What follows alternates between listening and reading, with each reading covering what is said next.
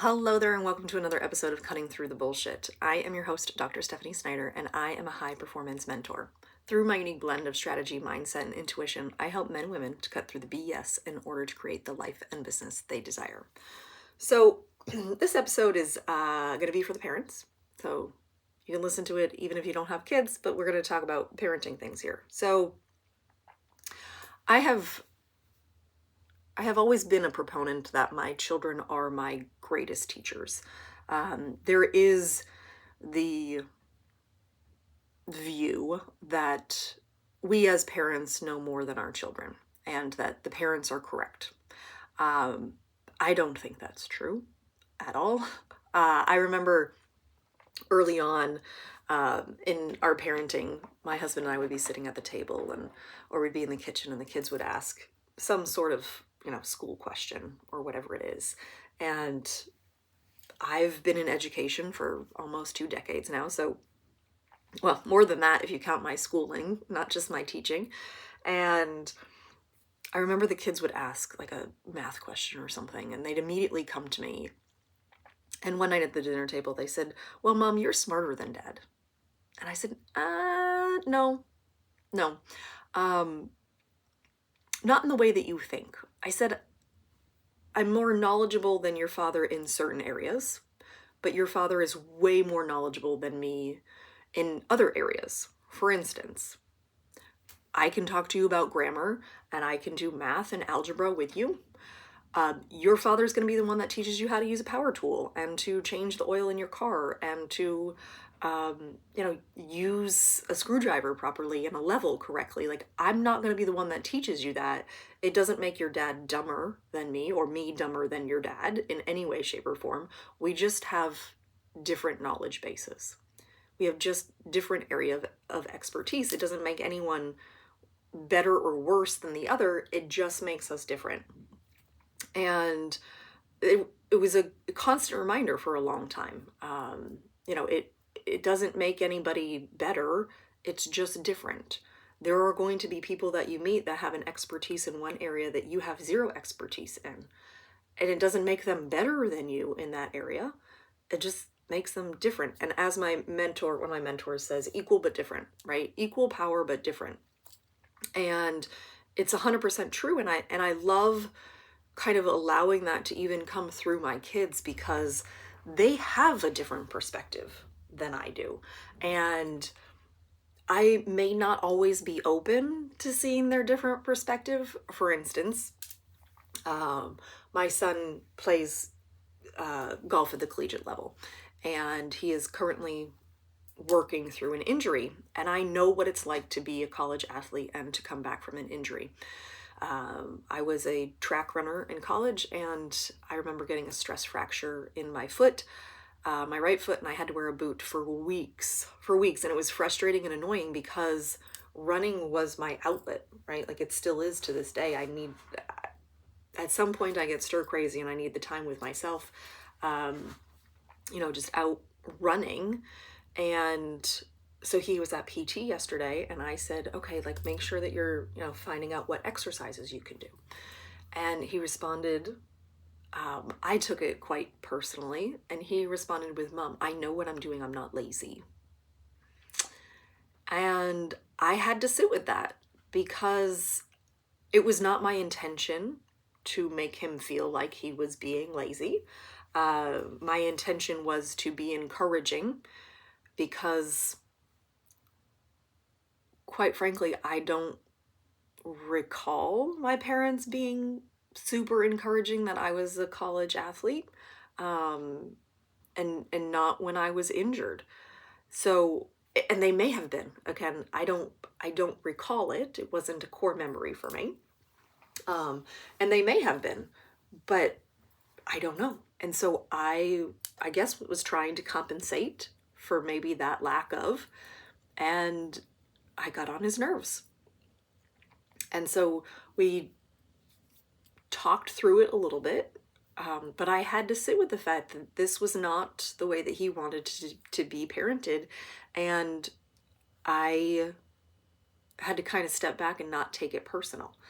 And sometimes that's really hard to do as a parent because you're just trying to love them the best that you can. And I've said this before, that I'm either going to love my kids too much or I'm not going to love them enough.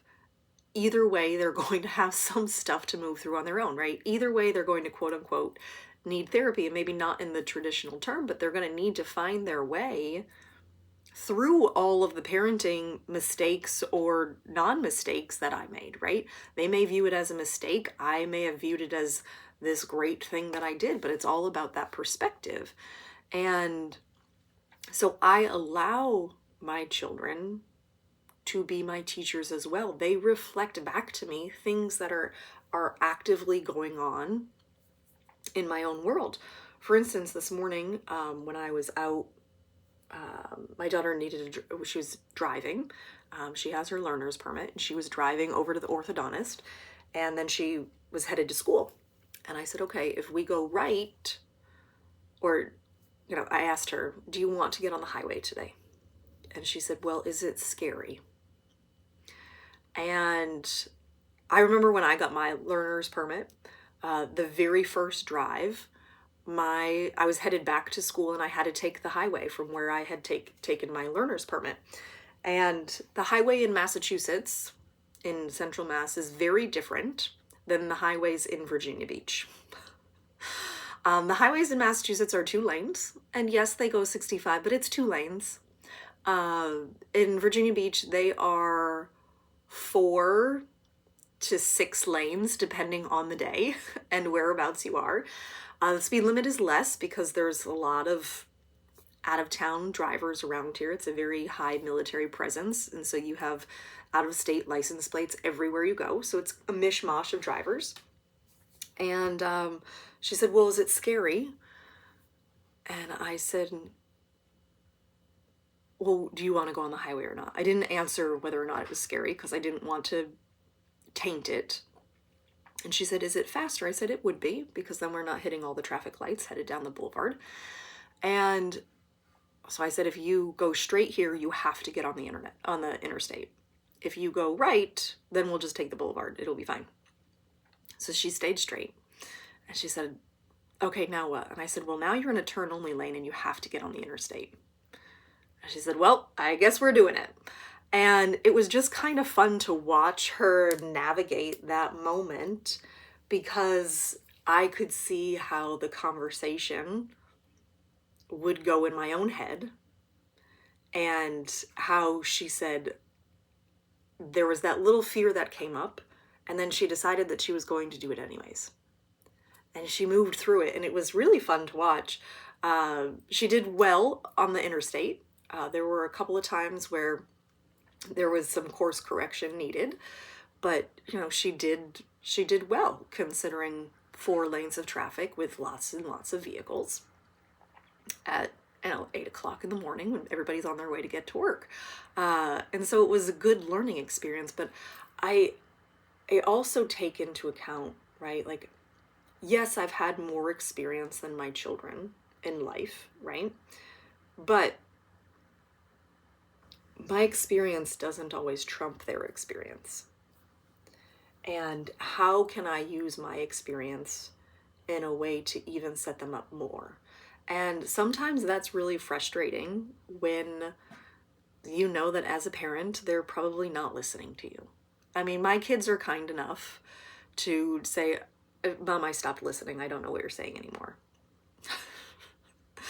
And I go, all right, cool. Like, just give me that, because otherwise I'm going to keep trying to coach you through something. But if you've stopped listening, if you've tuned me out, there's no sense in me continuing, because it's not worth my breath and it's not worth your annoyance. I would much rather say 4 sentences and all 4 sentences connect than to give you 45 sentences and you only get 2 of them. So when it comes to parenting, I do believe that children can be a great teacher for you. They are constantly mirroring things back to you. They are going to do the things that they see, and they are going to act the way that they see. And there's this saying, back in the day, I always heard, do as I say, not as I do. Well, Why would I do what you say if you're not doing it? And so you really do need to lead yourself, even in parenting. And sometimes that can be really hard, and it can be very humbling to have to own that you screwed up as a parent, especially if you grew up in a house where mom and dad ruled the roost and there was no deliberation whatsoever. It was their way or the highway. And my husband and I don't necessarily parent like that. There are times when that is in fact true. It's our way or the highway. And I wouldn't call it gentle parenting either. I don't even know. I wouldn't know how to term it, but so far we're doing well.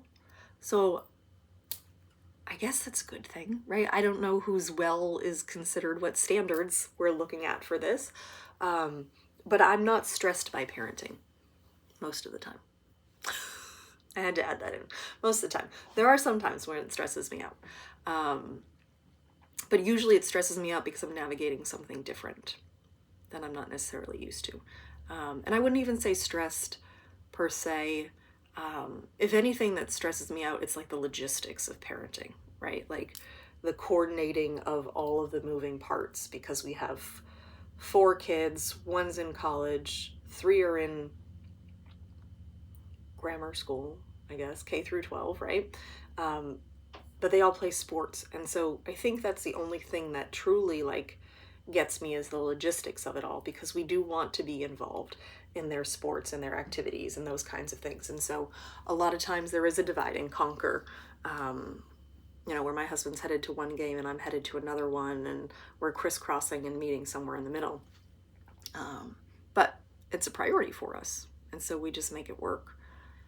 But yeah, I think that's all I have for today. This feels about complete.